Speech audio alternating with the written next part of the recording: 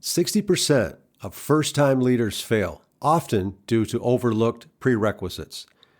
If you are a first-time leader and want to avoid these common failures, this is your podcast. Welcome to First Time Leaders Accelerated. I'm Tim Smith, your host and coach.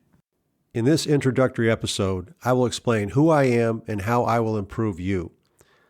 I grew up in upstate New York, where I still reside. I was raised in a family of educators, but learning was not my focus. After college, I began to understand the significant impacts of education and realized that education makes all professions possible. I find learning and coaching inspiring. I dedicate a great deal of time to learning. I'm sure you've experienced times when you lost track of time, pun intended. It was the book you couldn't put down. It was the great movie that kept your attention. It could have been any number of things. You were so engrossed in the activity, you didn't realize that a large chunk of time had passed. Well, when I coach first-time leaders, my time disappears. The purpose of this podcast is to accelerate your successful transformation from individual contributor to people-centered leader. This is not going to be your typical podcast. I won't waste your time playing opening or closing music. I realize you listen to learn, not to hear music. I don't use buzzwords or jargon. I believe words matter and should be selected carefully. You won't hear me swear to emphasize a point. It detracts from your learning experience.